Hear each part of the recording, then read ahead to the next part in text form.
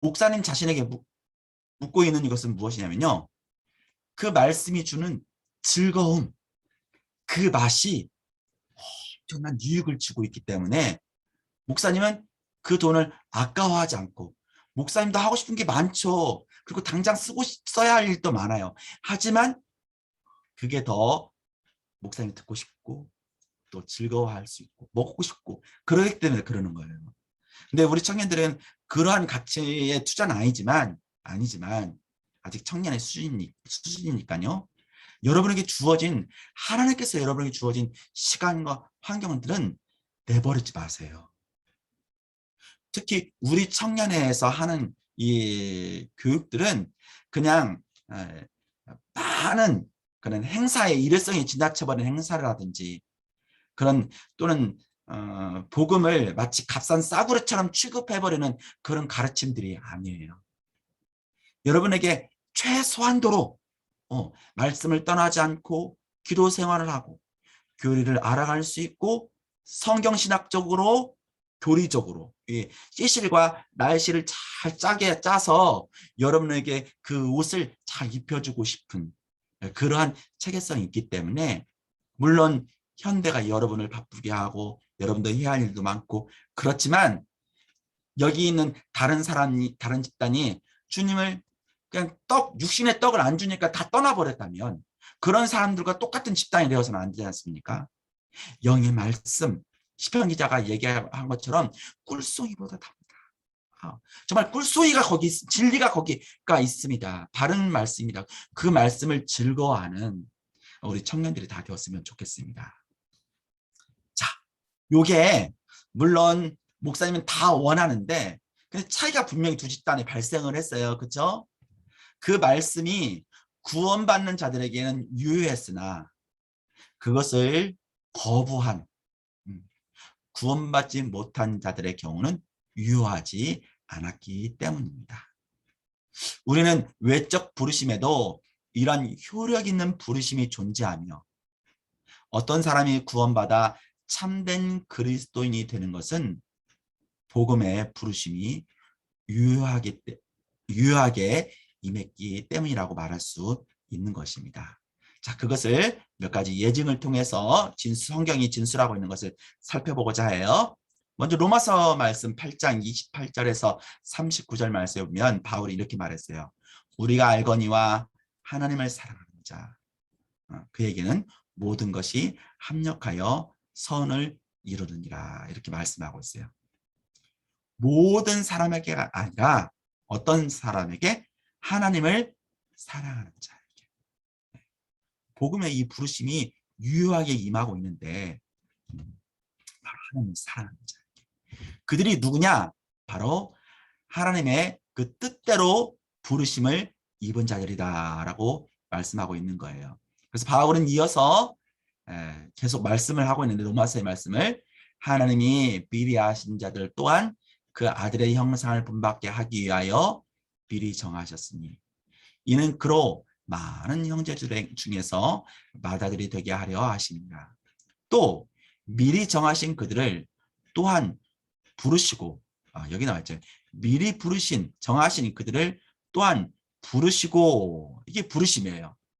그 다음에 이제 부르신 그들을 또한 의롭다 하시고, 칭의 얘기를 하고 있죠. 의롭다 하신 그들을 또한 영화롭게 하셨느니라. 영화의 교리에 대해서 말씀해주고 있는 것입니다. 자, 구원받은 사람들은 어떤 사람이냐? 부르심을 받은 사람들을 구원받은 사람이다라고 얘기를 하고 있는 거예요. 그리고 그들은 다른 사람들과는 다른 방식으로 부르심을 받은 사람이에요. 그러니까 유효적인 부르심을, 효력이 있는 이 부르심에 대한 부분을 얘기를 하고 있는 것입니다. 일반적인 부르심이 아닙니다. 자, 그러면 이 효력 있는 부르심을 고린도전서 1장 2절에 보면 고린도 교회를 향해서 사도 바울이 편지를 쓸 때 고린도에 있는 하나님의 교회, 곧 그리스도 예수 안에서 거룩하여지고 성도라 부르심을 받은 자들, 이렇게 말을 하고 있어요. 그들은 단순히 성도로 불리우는 것이 아니라 성도가 되도록 부르심을 받았다라고 하는 것입니다. 사도는 이제 같은 1장, 고린도 1장에서 우리가 십자가에 못 박히신 그리스도를 전하니 유대인에게는 꺼리끼는 것이었어요. 이방인에게는 미련한 것이었어요. 오직 부르심을 받은 자들에게는 유대인이 되었든 헬라인이 되었든 그리스도인든 다 하나님의 능력이요 하나님의 지혜가 되었다라고 말씀해 주고 있습니다. 이게 이렇게 효력 있는 부르심을 받게 된 것이죠. 어떤 사람들에게는 그리스도를 전하는 것이 미련한 것으로 생각합니다. 앞전에 헬라 사람들은 미련하다라고 얘기를 했죠. 왜냐하면 헬라 철학 가운데 있었기 때문에 요즘식으로 표현하면 뭐 포스트 모더인 속에서 그 안에 뭐 사상들이 많이 다 담겨져 있으니까 이성주의 합리적인 부분 속에서 어떤 면에서 하나님의 이런 신비적인 이런 작용을 이해를 못하는 경우가 많이 있을 수 있습니다. 또 우리가 볼 때에는 이 보편적인 이 진리의 말씀 또한도 그들은 거부하고 받아들이지 못하는 것 또한도 그들이 가지고 있는 세상에 그러한 철학과 사상에 물들여져 있기 때문에 어쩌면 우리 그리스도인들을 미련한 사람이라고 이렇게 얘기할 수도 있습니다. 하지만 그들은 구원받지 않은 사람들입니다. 사도는 구원받은 사람들을 다시 한번 부르심받은 사람이라고 묘사를 하고 있습니다. 자, 또 다른 한번 예를 들어봅시다. 사도 베드로의 유대인 진술입니다. 그리스도인들에 대해서 베드로전서 2장 9절 10절 그리스도인이 어떤 사람들이냐 라고 한다면 너희는 택한 족속이요 왕 같은 제사장들이요 거룩한 나라요 하나님의 소유가 된 백성이니 이렇게 말씀하고 있지 않습니까? 우리를 그런 왕 같은 제사장으로서 하나님은 우리를 불러주신 것이죠. 여기에 굉장히 깊은 의미가 있는데 부르심에 관련돼서만 우리가 살펴보는 거기 때문에 너희를 어디에서 어두운 데서 불러내었다라고 이렇게 말씀하고 있어요.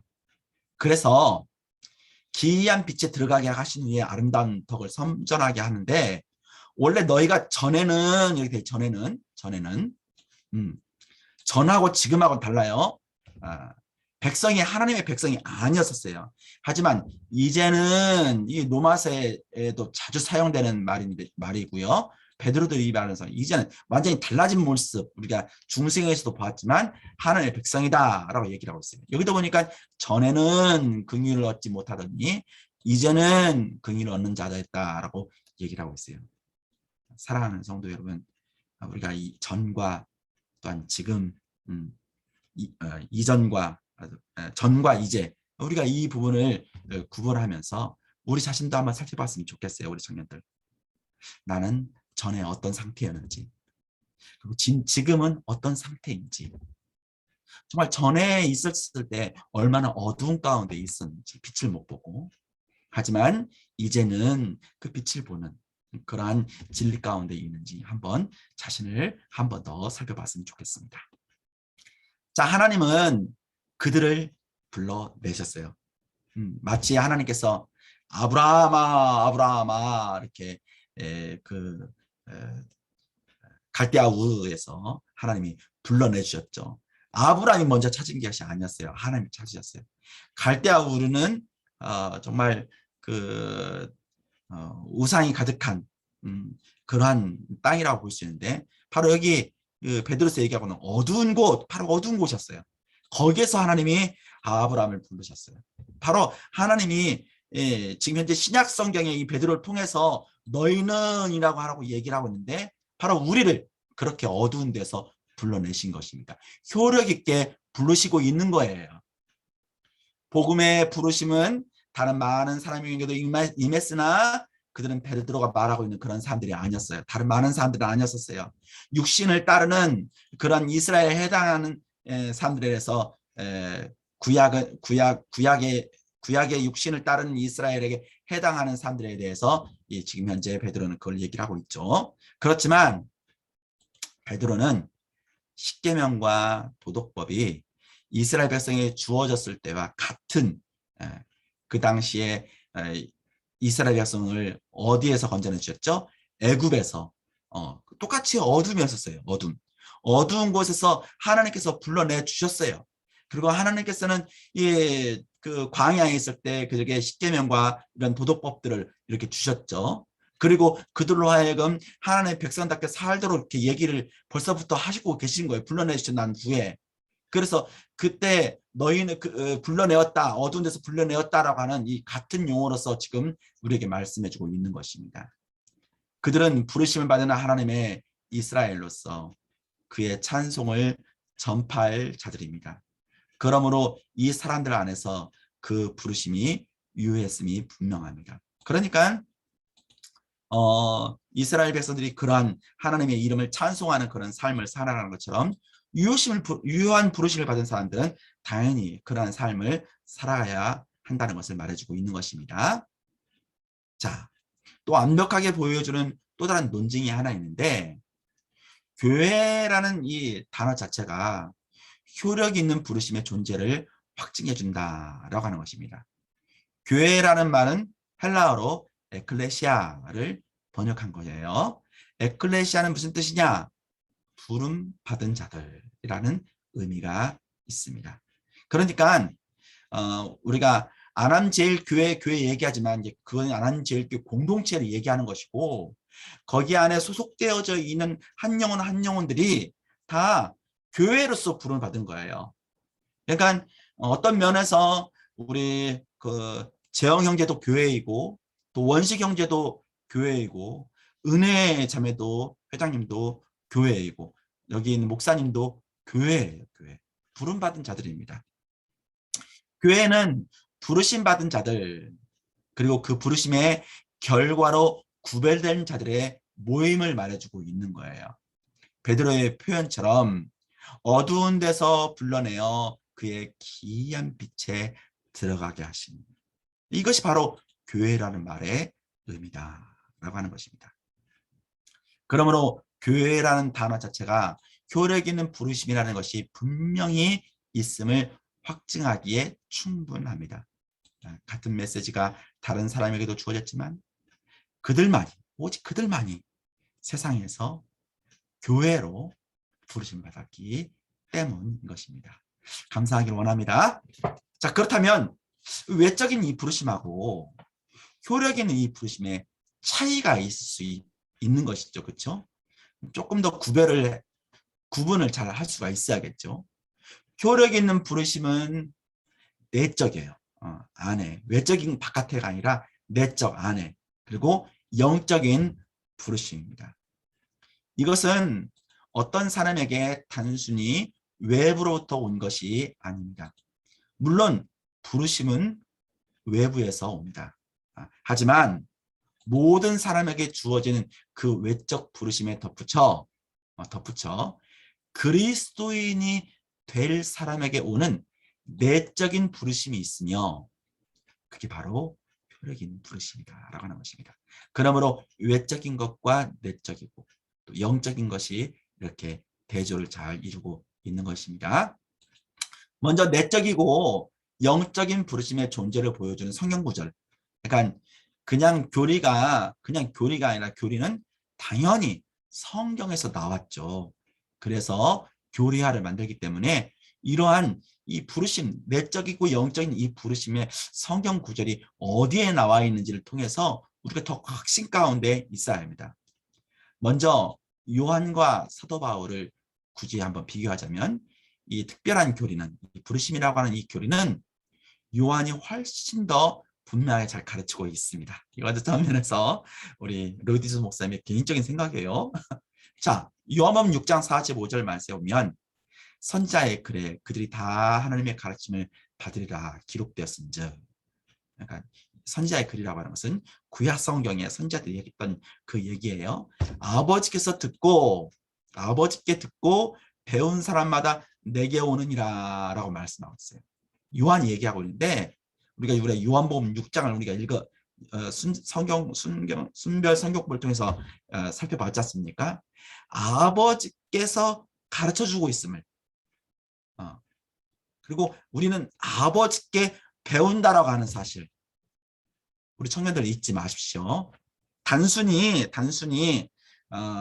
순장, 가르치는 순장, 또 단순히 또 우리 원시 형제가 이게 선배이기도 하지만 또 이제 우리가 교리를 가르치고 있는데 그것도 단순히 그런 부분이 아니고 목사님도 단순히 그런 부분이 아니에요. 아버지께서 우리를 통해서 그것을 가르치고 있고 우리는 그 가르침을 아버지께 듣는 거예요. 물론 그래서 가르치는 사람도 내 말을 전하는 것이 아니라 아버지의 말이 무엇인지 아버지의 말씀을 잘 설명해 나가야 돼요. 근데 어떤 분들은 아버지의 말씀을 전하지 않고 자기 개인 이야기, 뭐 세상 돌아가는 정치 이야기, 뭐 이런 얘기들 많이 하는 경우가 많이 있어요. 다른 데는. 그래서 다른 점을 여러 개 귀한 여러분이 특별하게 하나님께 사랑하시고 있다는 사실을 놓치지 않았으면 좋겠어요.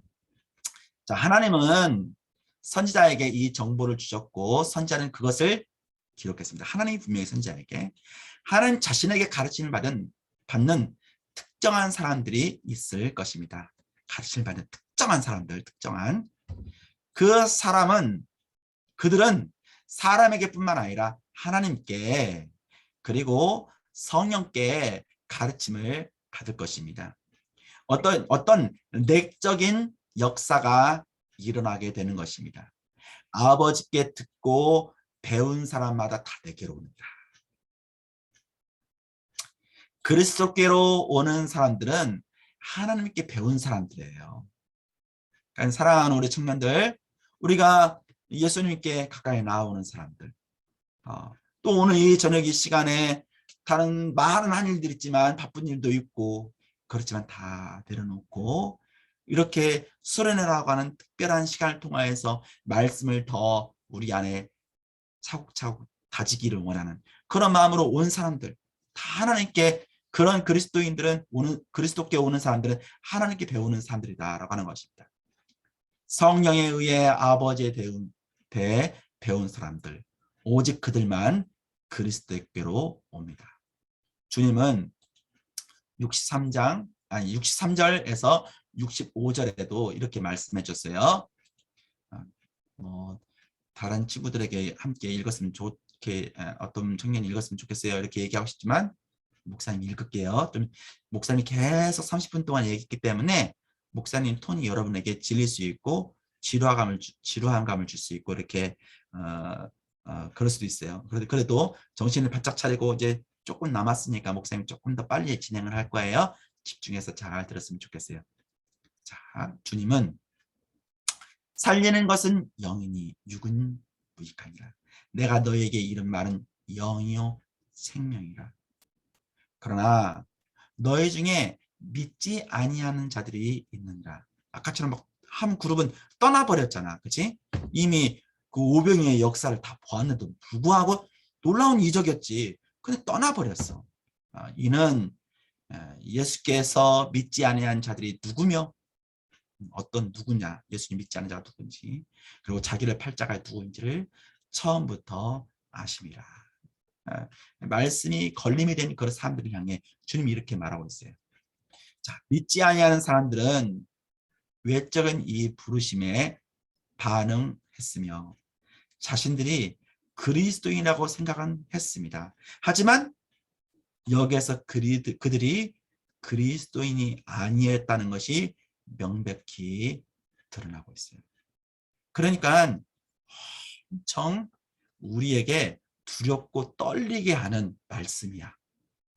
우리 신앙생활에서 우리 자신을 계속 살펴보고 점검해 보아야 할 이유가 바로 여기에 있는 거야. 정말 우리는 왜 그 오병이어의 이적이 일어났을 때 그 그룹에 속할 때 나는 왜 그 자리에 있었는지, 떡이 없어져 버리기 때문에 나는 주님도 없어져 버린 것인지, 어쩌면 그 시대보다도 지금 이 시대에 더 많은 우리로 하여금 기독교에 대한, 예수님에 대한 목사님이 말한 것은 그 창피를 주는 사람들, 그런 사람 말고 참된 기독교에 대한, 그리스도에 대한 이 불신을 주는 그런 일들도 마귀가 많이 할 것이고, 그리고 그렇게 자꾸 주어서 우리를 유혹해서 이런 분리로 우리를 만들려고 하는 것들이 많이 있을 거예요. 이런 범주에 들어가서는 안 되지 않습니까? 그렇죠? 그들은 하나님께 배운 적이 없었습니다. 그들은 껍데기인 외적인 말씀에만 매달렸을 뿐 성령을 받지 못했습니다. 요한은 계속해서 말하고 있습니다. 내 아버지께서 오게 하여 주지 아니하면이라고 얘기하고 있습니다. 자, 유효한 이 효과적인 이 부르심에 대해서 조금 더 진도를 나가고 있는 거예요. 아버지께서 오게 하여 주지 아니하시면이라고 얘기하고 있어요. 앞전에는 아버지께서 가르침, 또 처음부터 오게 하지 않으면 이렇게 얘기하고 있죠. 아버지가 이 사람들을 오게 하지 않으셨기 때문에 그들은 오지 않고 집으로 갔습니다. 하지만 다른 이들은 오게 하셨고 그들은 남아 즐거워했습니다. 이것은 영적이며 내적인 부르심이 있다는 증거입니다. 구분이 확 되고 있죠. 부르심을 효력 있게 만드는 것은 바로 아버지께서 그 일을 하고 있는 것이죠. 자, 다른 구절을 한번 봅시다. 바울은 예배소 교인들을 향해서 예배소인들을 위해서 예배소 1장 17절 아주 중요한 말씀이에요. 바울이 예배소 교회를 감옥에 있으면서 편지를 보낼 때 예배소 교인들을 위해서 기도하는 그 기도의 내용을 담고 있어요. 우리 주 예수 그리스도의 하나님 영광의 아버지께서 지혜와 계시의 영을 주사라고 얘기했어요. 앞에는 아버지께서 오게 하여 주지 아니하시면이라고 효과적인 이 부르심을 받은 사람에 대한 특징을 얘기를 하고 있고, 두 번째로는 영광의 아버지께서 지혜와 계시의 영을 너에게 주사, 이 내적인 부르심이 절대적으로 필요함을 말해주고 있습니다.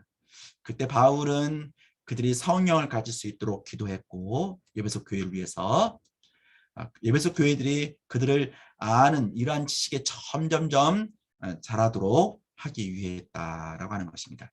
성령의 이러한 역사가 없이는 우리는 그런 지식에 이를 수가 없습니다. 아이, 목사님 할 수 있어. 난 지금도 내가 할 수 있는데요. 여러분이 그것은 들을 수 있고 깨달을 수 있고 의지할 수 있다면 그건 하나님이 여러분을 분명한 부르심, 효과적인 부르심을 하고 있는 거예요. 근데 아무리 이렇게 얘기를 해도 받아들이지 않고 거부하고 있다라면 그건 아직 유효한 부르심 가운데 있지 않고 있는 것이거든요. 이해를 못하고 있는 것은요. 자, 그래서 분명히 너희에게서 난 것이 아니요 하나님의 선물이다 얘기를 하고 있죠. 그죠? 이에서 2장에 보면 그러니까 우리에게서 난 것이 아니에요. 하나님께서 그 일들을 하고 계시는 것입니다. 빌립보서 2장 12절 13절에도 보면 두렵고 떨림으로 너희 구원을 이루라. 너희 안에서 행하시는 이는 하나님이시니. 그러니까 내적으로 우리 안에서 하나님이 그 일들을 행하신다라고 하는 것입니다. 그러니까 우리가 예수 그리스도와 연합된 존재이죠. 하나가 된 존재예요. 그래서 우리 안에 그리스도께서 바로 그 일들을 해 나가고 있는 것이죠. 내적으로, 영적으로. 하나님은 내적으로 역사하시며 그 결과 우리는 자기의 그 기쁘신 뜻을 위하여 소원을 두고, 그러니까 우리에게 그런 소원을 두고 행할 수 있게 만드신다라고 하는 것입니다. 또 데살로니가서 1장 5절에 보면 바울은 이 주제에 가장 중요한 진술을 하고 있는데, 이는 우리 복음이 너희에게로 말미암아 이른 것이 아니라 또한 능력과 성령과 큰 확신으로 된 것이니. 분명히 능력과 성령과 큰 확신으로 되었다 이렇게 얘기를 하고 있습니다. 이 서신서 특히 첫 2장을 읽어보면 사도가 이 구절을 여러 방법으로 반복해서 계속해서 말씀을 하고 있다는 사실을 발견할 수가 있는데, 그들이 자신들에게 임한 말씀을 이제 데살로니가서 2장 13절에 보면 사람의 말로 받지 않고 하나님의 말씀으로 받았다라고 얘기를 하고 있어요. 하지만 바울이 우리 복음이 너희에게 말로만 이룬 것이 아니다라고 이렇게 얘기를 하고 있는데, 말로 받지 않냐고, 말로만 이룬 것이 아니다라고 했는데, 사도는 복음이 물론 말로 이르렀다라고 얘기를 하고 있습니다. 하지만 우상 숭배에 빠졌던 데살로니가인들을 성도로 만드는 것은 말로 이룬 복음이 아니었다. 그럼 뭐냐? 무엇이냐? 복음이 능력과 성령과 큰 확신으로 왔다는 이 사실이 그렇게 만들었다라고 하는, 이게 어떻게 얘기를 하냐? 죄인에게 성도로 바뀌는 것은 이러한 내적인 역사만이 가능하게 됨을 말해주고 있는 것입니다. 이것은 성령과 능력의 나타남으로 하는 설교입니다. 사도는 디모데후서 2장 25절에 대단히 유사한 진술을 하고 있는데요. 여기에서 바울은 젊은 디모데에게 제자 아들과 같이 했잖아요. 반대자들을 어떻게 다룰 것인지 바울은 이렇게 말하고 있습니다. 거역한 자들을 온유함으로 훈계할지니 혹 하나님이 그들에게 회개함을 주사 진리를 알게 하실까 한다라고 얘기를 하고 있어요. 이걸 좀 풀어보면 바울의 말은, 디모데야, 나는 너를 반대하는 이 사람들을 내가 훈계하기를 원한다. 그렇게 하라는 이유는 너의 논증이나 논리로 그들을 설득할 수 있기 때문이 아니다. 말로만이 아니다. 하나님이 중요한 부분 하나예요. 그들 안에서 그 일을 하지 않으신다면 그들은 결코 진리를 인식하지 못할 것이고, 하지만 하나님이 그 일을 하신다면 그들은 진리를 알게 될 것이다 라고 하는 것입니다. 그러니까 목사님, 너 지금 현재 이 시간에 우리 청년들이 무슨 일을 하고 있지, 잘 듣고 있는 건가, 많이 걱정이 돼. 그리고 내 말, 지금 현재 우리 읽고 나가는 것을 잘 이해를 하고 있는 건가 걱정이 돼. 말로는 내가 하고 있으니까. 그런데 중요한 것은 하나님이 결국은 하셔야지 된다라고 하는 이 얘기예요. 그래서 청함을 받는 자한테 택함을 입은 자는 적다라고 복음서에서 신뢰로 여러 차례 인용을 했습니다. 혼인잔치에 대한 문맥 가운데서 결혼식 청함을 받는 사람 많죠. 청첩장 돌리고 많아. 그런 외적 부르심을 받는 자는 많은데 택함을 입은 자는 적다라고 하는 것입니다. 즉 효력을 있는 부르심을 입은 자는 적다라고 하는 것입니다. 다음 단계로 한번 넘어가 봅시다. 이제 3번, 4번 남았는데요. 이제 한 4쪽이 남았습니다. 조금만 더 집중해서 한번 가보도록 하겠습니다. 3번, 효력 있는 부르심의 필요성. 자, 우리는 성경이 구원받은 자들은 효력 있는 부르심 받은 자들이며, 그들이 효력 있게 부르심 받은 이유는 그들 안에서 진행되는 사역 때문이라고 가르쳤다는 것을 알게 되었습니다. 속자는 말합니다. 하지만 이 모든 일이 왜 일어나야지죠? 어쩌면 우리 청년들은 지금 이 시간 듣고 있는 청년들도 왜 우리가 이걸 들어야 되죠? 이렇게 얘기하는 수도 있을 수도 있습니다. 이 일이 절대적으로 필요하기 때문이라고 대답해야 합니다. 내부에서 일어난 이 역사 없이는 어떤 사람도 결코 그리스도인 될 수 없었을 것입니다.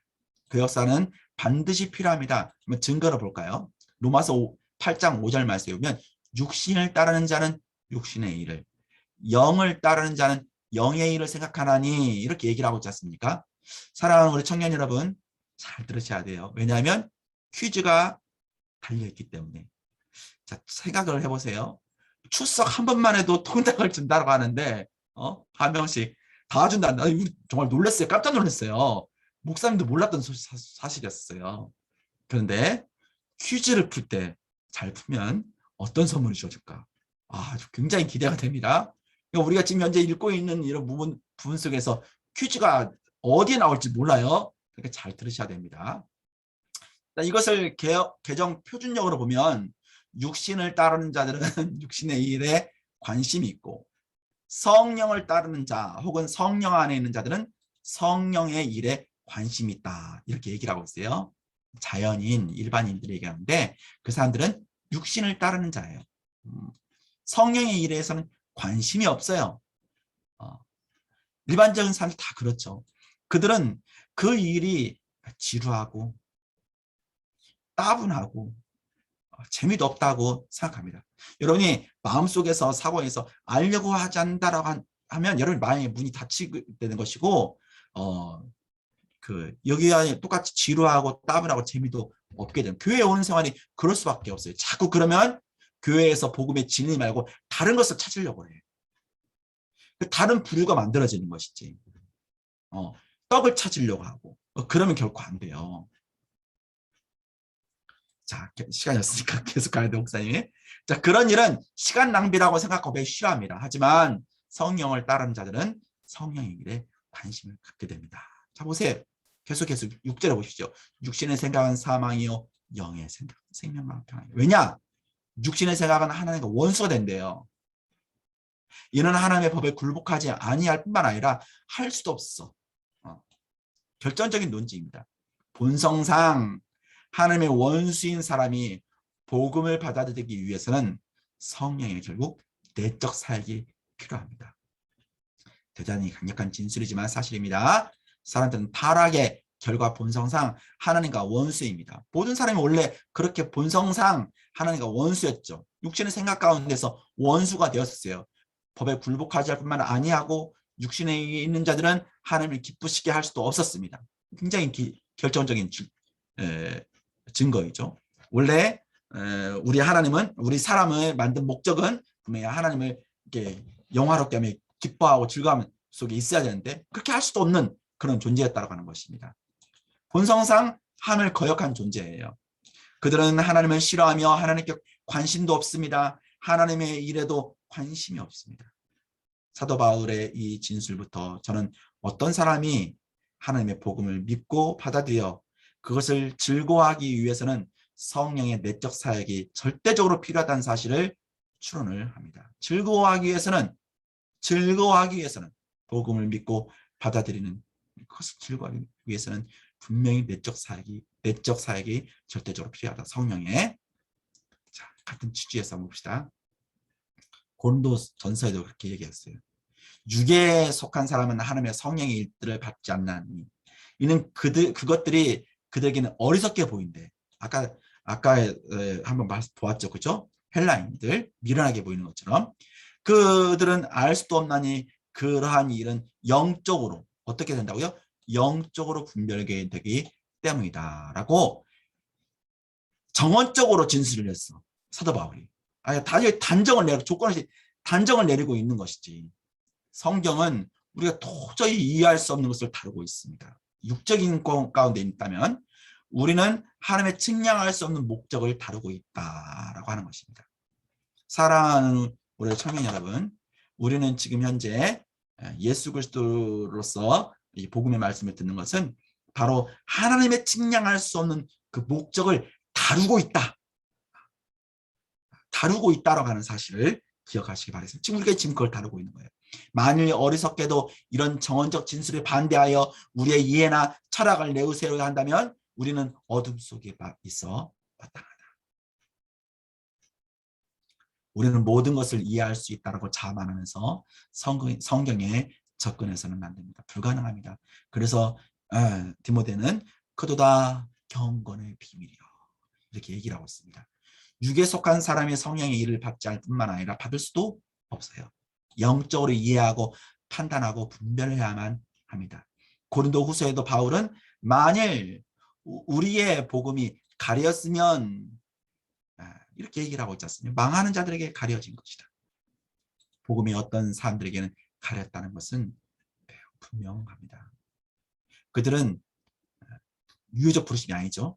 그들은 다른 사람들과 마찬가지로 복음을 듣지만 그 안에 아무것도 보지 못하고 원하지도 않으며 오히려 모독을 하고 비웃습니다. 그 사람들은 어떤 사람이냐? 고린도후서에 이어서 얘기를 하고 4절에 이 사람의 신, 즉 마귀죠. 신이 믿지 않는 자들의 마음을 혼미하게 하여 우리 마음을 자꾸 마귀가 우리 마음을 혼미하게 우리 마음판에 말씀이 새겨지고 믿어지게 하는 애들인데 자꾸 이 가려지게 안개같이 자꾸 그렇게 만드는 거예요. 그리스도의 영광의 복음의 광채가 비치지 못하게 하는 구름이 끼고 있는 것이죠. 그리스도는 하나님의 형상이다. 영광스러운 복음을 믿지 못하도록 만드는 사람들입니다. 이보다 더 분명한 말이 있을까요? 그들은 믿지 못합니다. 사탄이 마음을 가리었기 때문입니다. 마지막 예배서 2장 1절에 보면 어떻게 얘기하냐면 허물과 죄로 죽었던 너희 분명 죽었다라고 얘기를 하고 있어요. 본성상 죄 가운데 있는 존재들은 죽은 존재예요. 근데 예수님께서 우리를 살려주셨죠. 영적인 그런 상태. 일반적인 이 모든 구절은 복음의 외적이고 일반적인 부르심이 효력 있는 것이 되기 위해서는 성령의 내적인 역사가 절대적으로 필요하다. 그걸 증명해주고 있는 것입니다. 네 번째, 효력 있는 부르심의 본질을 한번 봅시다. 그렇다면 우리가 말하고 있는 이 효력 있는 있고 내적인 부르심이란 무엇입니까? 구쪽은 짧게 있어요. 그렇기 때문에 5, 6, 7, 6, 7, 8 세 장 남았어요. 이 부르심은 우리의 영혼에 직접적으로 작용하여 새로운 영적 행동의 원리를 만들어낸대요. 새로운 행동의 원리. 우리가 예전에는 어떤 행동의 원리를 가지고 있었는지, 그리고 우리가 부르심을 받고 난 후에 효과적인 부르심을 받은 사람이라면 이제는 어떤 그런 영적인 행동 원리 가운데 있는지, 이에 대해 우리가 말할 수 있는 최대한 사실은 내적인 부르심이란 영혼 안에서 성령의 능력이 발휘되는 것을 말한다. 그러니까 효과적인 부르심을 받은 사람은 우리 성령께서 우리 안에 계속 능력들을 발휘해 나가는 거예요. 그래서 그것은 우리 안에서 성령이 직접 작용하시는 것이고, 그것은 즉각적이고 영적이며 초자연적이고 기적적입니다. 이 부르심이 우리 안에서 새로운 양식의 영적 활동이 가능하도록 만드는 역할을 한다. 사랑하는 우리 청년 여러분, 여러분은 영적인 활동을 어떤 것을 하고 있습니까? 예전은 죽은 존재이기 때문에 영적 생활 못해요. 하지도 않았죠, 당연히. 하지만 이제는 새로운 양식 가운데에서 영적 활동을 하죠. 우리가 대면 예배 드릴 때 와서 주일에 걸음을 걸어서 와서 이렇게 예배를 드리는 것, 새로운 행동 양식의 영적 활동이에요. 그리고 코로나 가운데서 불가능한 가운데 있으면 비대면이라도 예배를 드리려고 하는 영적인 활동입니다. 그것도. 그리고 지금 현재 우리 청년들 수련하는 것도 영적인 활동. 자, 이 작용이 없이는 우리는 어떤 참된 영적 행동도 할 수 없습니다. 성령의 활동, 작용. 하지만 성령이 이렇게 작용하신 결과 우리는 처음으로 영적인 활동을 할 수 있게 되며, 이렇게 해서 부르심이 효력이 있게 되고 우리가 그 부르심을 받을 수 있게 됩니다. 이것은 대단히 중요합니다. 저는 그것이 즉각적이고 직접적인 행동임을 강조하고 싶습니다. 부르심이 사람들에게 효력 있게 임할 때 일어나는 일은 단순히 그 사람들이 진리의 도덕적 영향을 받게 되는 정도가 아닙니다. 그러니까 단순히 도덕적으로, 계속 읽어볼게요. 어떤 사람은 그렇게 생각합니다. 그들은 복음이 전파되면 진리가 사람들에게 일종의 그냥 도덕적 영향을 준다. 이렇게 예를 들어 봅시다. 유능한 연설자는 사람들의 특정 정당에 투표하도록 설득하기 위해 유창한 연설하여 도덕적인 그런 영향을 끼칠 수가 있습니다. 하지만 부르심은 그런 경우와는 달라요. 그것은 성령이 사람들 자신의 깊은 곳에서 작용하는 것입니다. 그럼 어떻게 다르냐? 그 타고난 재능과 능력을 고양시키는 것, 그 이상이다 라고 하는 것입니다. 그것은 성령이 우리 안에서 영혼에 작용하시는 것으로서 새로운 행동 원리를 만드시는 거예요. 아까도 말씀드렸던 것처럼 우리 은혜가 저녁에 바빠요. 장사 이 손님들 와야 할 그 피크 타임이야. 그런데도 잠깐 손을 내려놓고 우리 청년들을 위해서 이렇게 다시 한번 독려하고 하는 것들, 새로운 영적인 행동 원리예요. 이 단체 카톡에 여러분을 부르는 것들. 부르시면 반드시 이런 것이어야 합니다. 그 이하일 수 없습니다. 바울의 말처럼 이런 일들은 모두 영적인 것이기 때문입니다. 그렇기 때문에 육에 속한 사람 이해하지 못합니다. 로이든 선생님이 이것을 자주 인용을 하는데, 기독교는 절대 오를 리가 없어. 어떤 사람들이 그래요. 그 위대한 사람들이 믿지 않잖아. 뛰어난 사람들, 똑똑한 사람들, 정치인 뭐 예를 들어서 나는 이걸 믿을 수가 없어요. 기독교가 사실이라면 이 모든 철학자와 과학자, 위대한 정치가들이 그걸 믿지 않을 리가 없지 않습니까? 근데 이 말을 잘 생각해 보세요. 지금까지 말씀드린 사실을 지금 비추어 볼 때 이러한 현상은 굉장히 매우 자연스럽고 완벽하게 이해할 수 있어. 왜냐하면 가장 유리한 자연적인 지성이라 하여도 이것을 받아들일 수 없다라고 하는 거예요. 왜냐? 육에 속한 사람이니까. 여러분이 한 육격 안에 있는 두 본성이라는 놀라운 진리, 한 육격 안에 인성과 신성, 예수 그리스도 안에 인성과 신성이 가지고 있었죠. 삼위일체에 대한 엄청난 교리, 삼위일체 아니면 성경이 해석이 안 돼요. 성육식과 속죄에 대한 교리를 받아들이는 건 쉬운 일이 아니죠. 영적인 능력이 아니고는 불가능한 일입니다. 이것은 영적인 진리이며 바울이 말한 것처럼 육에 속한 사람에게는 전적으로 어리석고 우둔한 것으로 보입니다. 그러므로 성령이 우리로 하여금 이것을 믿을 수 있게 만드실 때 그것은 분명 우리의 자연적인 능력을 고양시키는 것 이상이야. 그러니까 뭐 도덕적인 것 제외하는 것 그게 아니란 말이에요. 그것 이상이라는 것을 얘기하고 있는 거야. 성령이 우리에게 전달하는 진리는 단순히 훌륭한 도덕적인 공부가 아닙니다. 절대 그렇지 않습니다. 우린 새로운 능력, 새로운 원리가 필요하며 바로 성령이 하시는 일입니다. 성령은 우리 안에 이 새로운 영적인 원리, 영적 활동의 원리를 심어주며 그 결과 복음의 일반적인 부르심이 우리에게 효력 있게 임하는 것입니다. 라고 하는 것입니다. 자, 이 부르심에 대한 직접적으로 작용하고 있는 것을 보여주는 성경 구절이 있어요. 사도행전 16장 14절에 보면 빌립보 성이 나오죠. 사도 바울이 이제 그 소아시아에서 이렇게 복음을 지금 터키 지역이 아니지 밑에 쪽이니까 소아시아 터키 쪽 맞나? 그쪽에서 이렇게 복음을 전하려고 했는데 성령의 부르심에 의해서 이제 마게도니아 지역, 그러니까 유럽으로 건너가게 되죠. 그렇죠? 유럽에서 어떠한 한 무리를 만나게 되는데 빌립보 지역이었었는데 거기에 루디아라고 하는 장사하는 그 여인을 만나게 됩니다.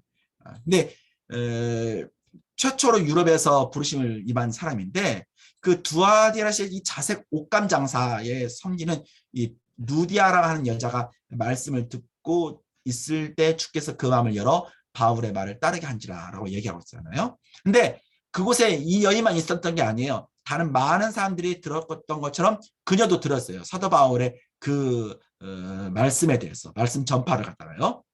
그렇기 때문에 사도 바울이 처음에 전할 때는 외적인 부르심이었죠.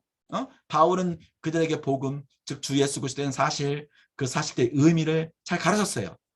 그는 이 모든 것을 말할 때 듣는 사람 중에 루디아라는 여자가 있었는데 많은 사람이 교회나 예배당에서 선포되는 복음을 듣고도 믿지 않는 상태로 집으로 돌아가 불신자로 죽게 되었던 것과 마찬가지로 그녀도 복음을 들었습니다.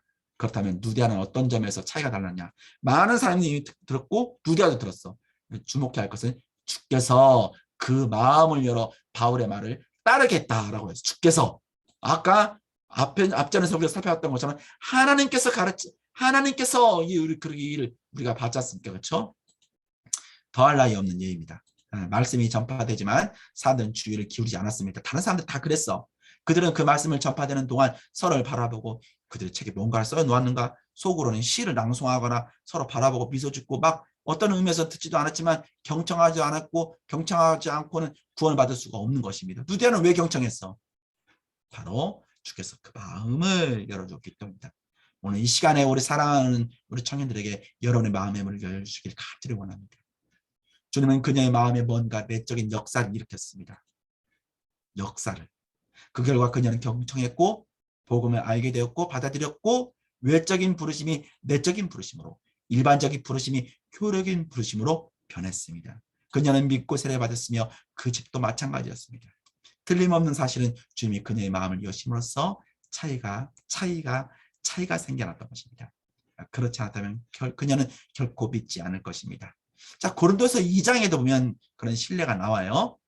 이 지혜는 이 세상의 통치자들이 한 사람도 알지 못하였나니 만약 알았더라면 영광의 주를 십자가에 못 박지 않았을 것이다.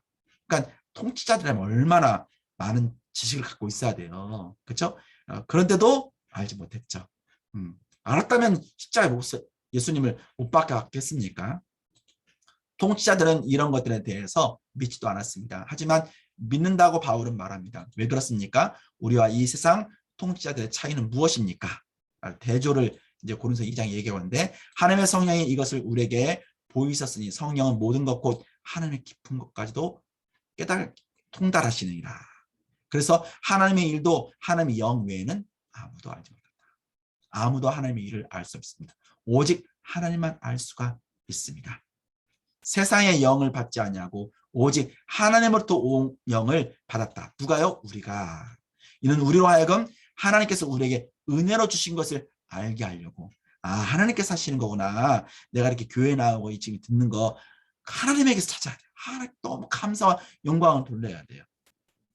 영적인 것은 영적으로 분별한다. 신령한 자는 모든 것을 판단하나 자기는 아무에게도 판단을 받지 않는다.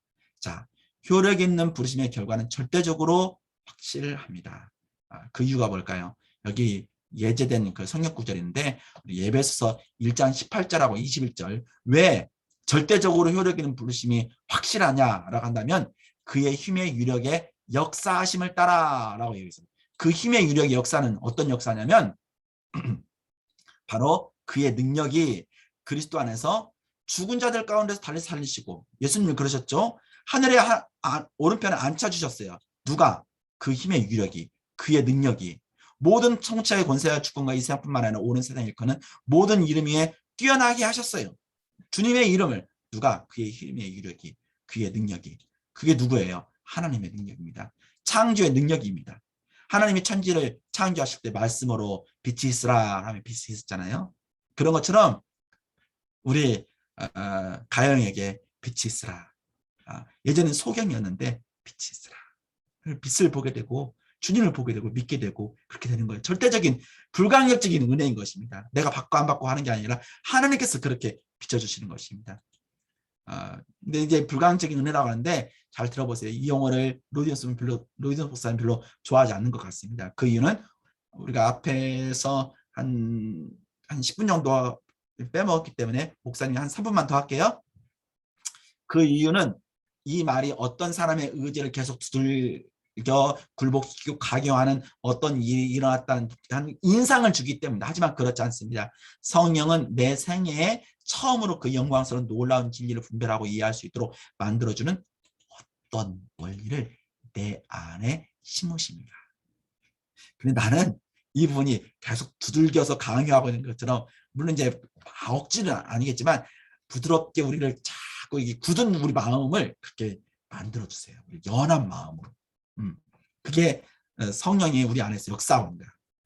성령은 나의 의지에 역사를 시킵니다. 우리 지정의의 의지도 역사. 어떻게 하냐면 우리에게 이 소원을 두고 자꾸 행하게 하시는 거예요.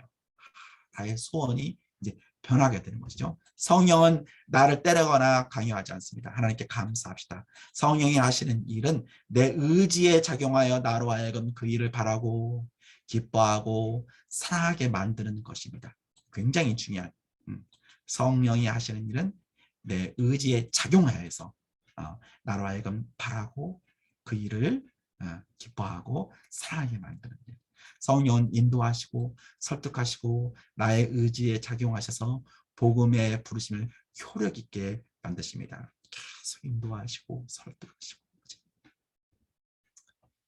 이 일은 확실합니다. 하나님의 역사는 절대로 실패하지 않고 하나님이 사람들 안에서 역사하실 때 그 역사는 효력이 있습니다. 제가 여러분께 보여드린 위대한 성경 구절을 고찰해 보시고 이를 간절히 또 읽어보세요. 또 읽어보시고 또 읽어보시고 계속 읽어보는 거예요.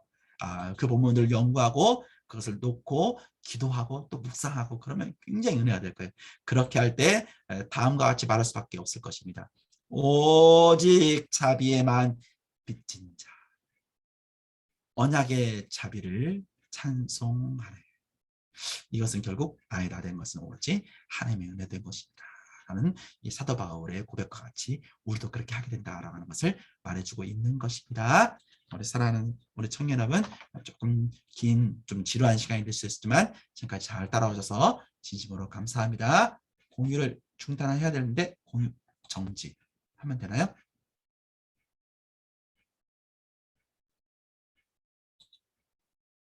됐나요? 이제 돌아왔죠? 네. 네, 목사님이 일단은 기도하고 마칠게요. 이제 내일 2강은 그다음 폐업의 성강에까지 가면은 와 효력 있는 이 부르심에 대해서 이렇게 꽉 들어오는 그런 시간이 될 거예요.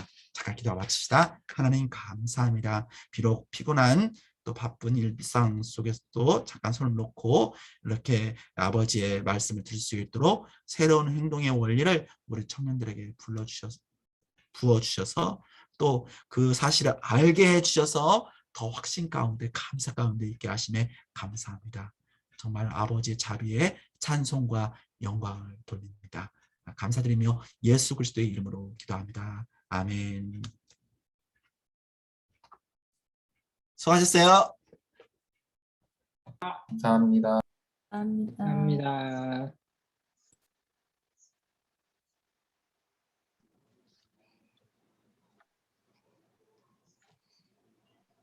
잘 나가시지? 전체 광고는 안 해요? 은혜자매? 네. 네. 저희 목사님 말씀 나눠주셔서 너무 감사합니다. 네, 그래서 저희 오늘 이번 수련회는 전체 모임으로 진행이 돼요. 2번 다. 그래가지고 오늘도 전체 모임 바로 진행하는 걸로 하겠습니다. 오늘은 이제 아이패드 유저인 지윤이랑 가영이가 조금 섬겨줄 건데요. 저희가 조를 2조로 나눴거든요. 2조로 나눠서 이제 게임을 진행을 할 건데 각 조원들은 다 같이 상대방 팀이 맞출 문제를 출제하는 거예요. 그래서 문제를 출제해서 상대방 팀이 그거를 맞추면 됩니다. 그래서 저희가 조원을 불러볼게요. 그래서 재영이 오빠가 가영인가요? 오늘 이제 모임을 여신 분이 나눠주시면 됩니다. 지금 근데 인원이 비슷하게 맞는지 모르겠는데 잠깐만요. 인원이 지금 나간 사람이 있어서 다시 한번 확인 한번 해볼게요.